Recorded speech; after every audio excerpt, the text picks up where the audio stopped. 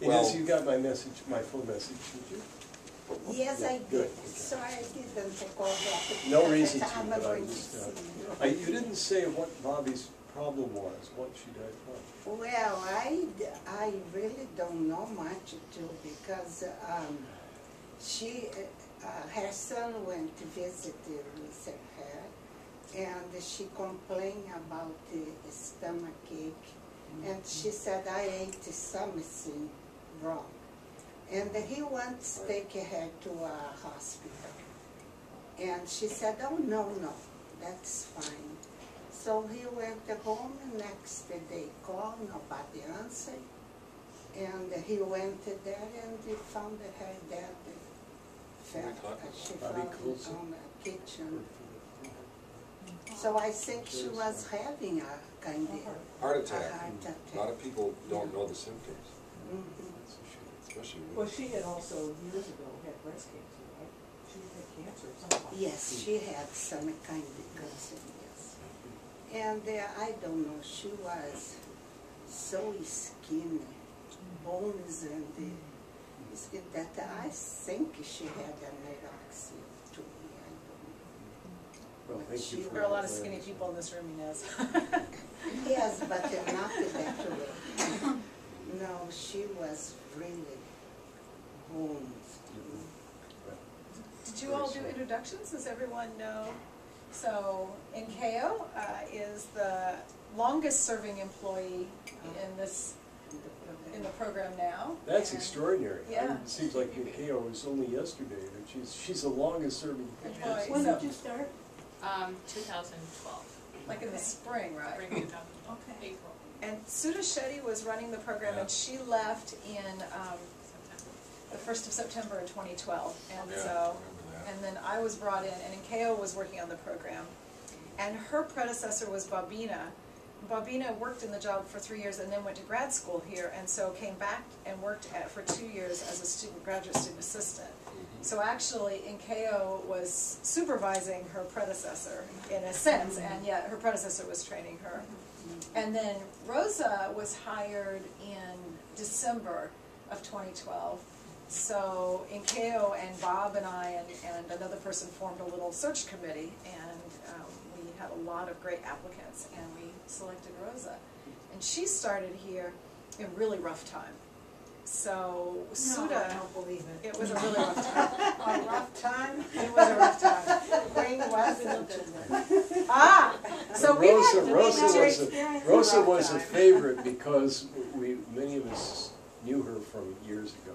She's an alum. I am an alum, and actually I was an international student in 2001, 2003. I came with a Fulbright scholarship for 2 years, and Bob was my advisor, by the way, so I mean, they from a long time ago. What It's am I? connected to everything Okay, else. And did you know some of the fellows that were here then when you were a student? Yes, now that I see the pictures on the wall, definitely. Oh, I had okay. classes with many of them. Yeah. Do you have pictures of all groups, Yeah. of all the way back to the beginning? Yeah. And then do you No, guys no, know they are. John and Sharon and you all did introductions? Yeah, when I Yes. came in, Okay. yes, but they didn't know what And my John, you connection were was. actually our first dean of Humphrey School, right? Yeah, but they didn't call it that. We were not a separate college in those days. Right. You were called the director? Yes, we were one of the 4 professional schools in the College of Liberal Arts Okay. back in the 1970s. And then the this Humphrey Fellows program was called something else first, It was right? called the Hubert H. Humphrey North-South Fellowship Program. That was what the statute described it as. Okay. Yes, I mean, Inez asked me if she said you had invited her to come to talk about history, but so she called me up Right. Yeah. Yeah, and I'd said, love to why hear. don't I come? I don't know who the audience is for this. Just Us. you guys? Well, Oh. at some point, I think we need to collect this history and make Well, sure I it's not wrote lost. down what I know, and I'll give it to you, but I was going to, Brilliant. I thought there'd be people here that I could tell about it. We're here. You're here? Oh, I'll tell you what I know. You tell me, because I realized from some conversations I've had with you that I've forgotten. I do know Bob Pastor. Yeah, he and died I- last As January, I you told know. you, I have a piece of, a note from Bob Pastor on White House stationery, which greatly impressed me at the time, saying that the program was a start, was a go. handwritten note in 1980 or 1979. 79. Inez, there's coffee, Well, you American know, coffee, and juices and. Bob Pastor is a good Okay. guy, but he liked to I think impress they himself want too. I know you're Oh, a yeah. Brazilian. Yeah, he was After you. McNamara's son-in-law or something like that.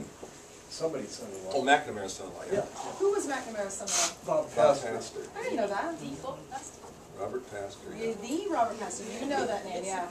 Yeah. Famous in Latin America. Well, I can Yeah. tell you what I know. I wrote it down here because I thought maybe there would be a huge auditorium full of people who wanted to know that. Well, we're here. Well, John, We're here, I and mean, see, look, we're all we didn't ears, get you. fellas. You're all John, ears. we had the 35th anniversary last year, and we had no time to put it together. But we weren't able to get you guys there, and we did have a big auditorium You full know, of John, Oh, I that's- think that- the law school would be interested too, they don't. Yeah. I- Well, I I was sort of on the edge of when they intruded their head into all of this. Yeah. How did this program develop? And Christy actually organized the 35th, I mean, Christy with Yeah. the staff, Yeah. but Christy's idea was to do the 35th, and we work really well with them. Okay, So well, let if me, you have an electronic version, send it to the Yeah, and we'll Okay. definitely make sure Christy gets it to you. Okay. We do a lot of joint things. We do our opening ceremony together with them, and we've done our closing ceremony together with them, and do some activities. And this represents a big shift from a couple of years ago. I don't think it was really Suda's fault.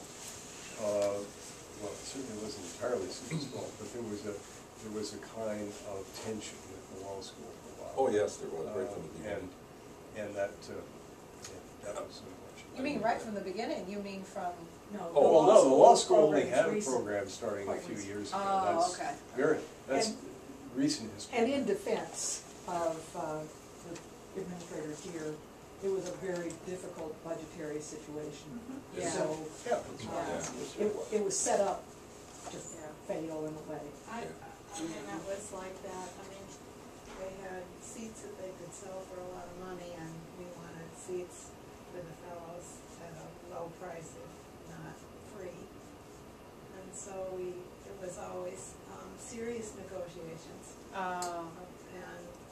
I remember when I left, and I said to Ed, "Now Ed, you've got to suck up to the law school." And what year was that, Sharon, that you left? 2000, I think. Well, you guys can write the recent history of this thing, but let me tell you what I know, and then you can add to it. Well, Think of this as a test run, because I'm gonna It's a have you test come run. back and give this at the closing ceremony. How about that? okay. Okay. Well, I taught here at the university from 1970 until I retired a few years ago. And I was a professor both in the Humphrey School and in the College of Liberal Arts. I was tenured professor in both places. And I was the second director of the Humphrey Institute from 1976 until 1980.